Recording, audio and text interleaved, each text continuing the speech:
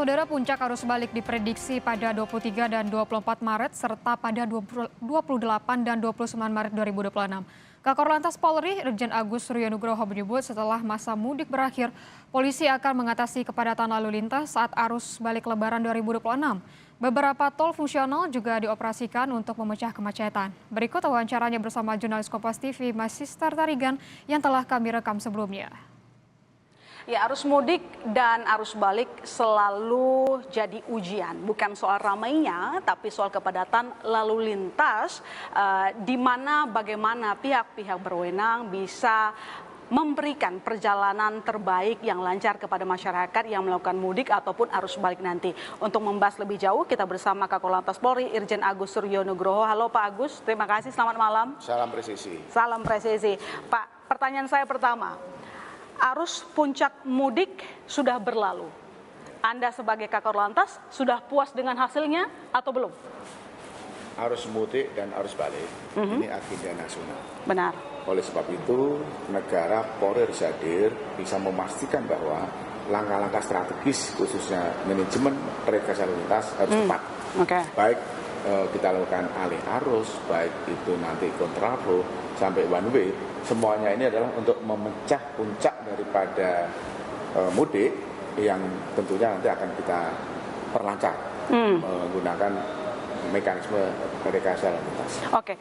Lantas Pak, kapan puncak arus balik perkiraan Pak Agus? Soal kemudian upaya apa saja yang disiapkan sehingga kita bisa menghindari hal-hal yang tidak diinginkan, misalnya kalau tadi saya pakai kalimat Pak Agus kan kepadatan lalu lintas, tapi kepadatan lalu lintas itu harusnya tidak begitu lama sehingga orang tetap lancar melakukan perjalanan pulang kembali ke Jabodetabek.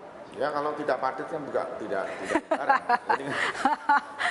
Maka dari itu ada tata cara skenario daripada mengelola itu. Strategi penyiapan arus balik ini banyak sekali. Tentunya tata kelola jalan tol baik rest area, manajemennya seperti apa, hambatan samping yang biasa berhenti di pinggir jalan nanti akan kita sosialisasikan, termasuk yang paling bagus untuk arus balik itu adalah adanya fungsional tol, baik di Capek 2 Selatan, baik di Bojimi, ada yang ada di Solo Jogja, ada Probolinggo Besuki sampai Paiton, ada juga yang dari Ambarawa sampai ke Ungaran. Jadi tol fungsional ini untuk memecah bangkitan arus atau kepadatan arus yang terjadi baik yang ada di arteri dan di jalan, bisa kelola itu. Contoh, arus balik dari Jawa Barat menuju ke Jakarta. Nanti kendaraan non bus atau besar itu lewat Sadang. Jadi tidak ada crossing lagi di kilometer 66 di Cikampek, sehingga beban Cikampek bisa terkurangi. Contoh, yang dari Sukabumi akan ke Bogor ke Jakarta, tidak lewat Cibadak, sudah ada tol Bojimi Karangtengah sampai ke Parungkuda. Ini sudah ada. Nah, itu yang tentunya nanti setelah di kilometer 70 akan kita lakukan langkah-langkah kontraflow seperti rangkaian yang pada saat arus mudik. Jadi tanggal berapa Pak? Nanti kita ada prediksi arus? Prediksi ada 2 kali. Tanggal 23, 24 dan tanggal 28, 29. Nanti kita lihat. Sama kemarin juga demikian. 14, 15 kita persiapkan karena work from anywhere. Ternyata di 17, 18 itu puncak arusnya. Jadi untuk prediksi sekitar 3,54 juta kendaraan diprediksi kembali ke Jabodetabek. Ini Korlantas sudah siap untuk menerima membludaknya kendaraan yang kembali pulang ke Jabodetabek ya? Bukan Korlantas ya, negara sudah siap, stakeholder sudah kolaborasi, langkah-langkah secara masif sudah kita lakukan.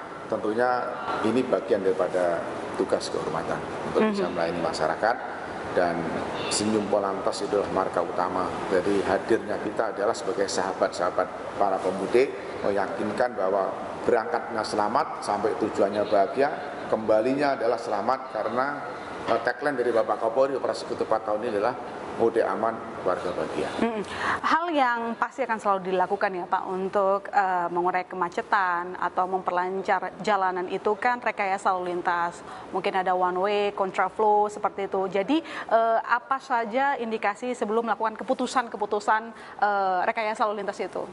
Kita dari awal pada saat rapat koordinasi dengan para menteri, stakeholder semuanya. Ada kebijakan pemerintah yang sangat luar biasa, ada work from anywhere.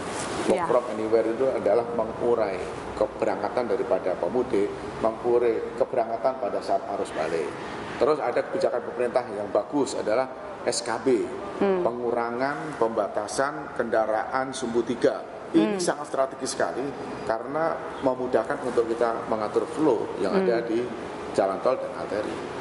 Tapi indikator apa yang dilihat sebelum menerapkan rekayasa lalu lintas kalau nanti terjadi kepadatan? Contohnya misalnya kapan diputuskan melakukan kontraflow, kapan misalnya one way? Oke, kalau itu memang kita bekerja bukan karena prediksi. Kita bekerja karena data. Ya, jadi misal? Etele drone yang memantau kondisi lalu lintas. Ada radar yang menghitung jumlah kendaraan yang melintas yang ada di Jasa Marga. Parameter itu dari kilometer 414 jumlah kendaraan sudah di atas 3.800. Itu sen untuk dilakukan arus balik. Karena kapasitasnya yang rutin hanya sekitar 2.000 sekian. Tapi udah 3.800 sampai 4.000 dan bahkan sampai 5.000 itu harus segera kita eksekusi sesuai dengan hasil rapat SKP tanggal 23-24 dimungkinkan arus balik pertama, tanggal 27-28 itu arus balik yang kedua.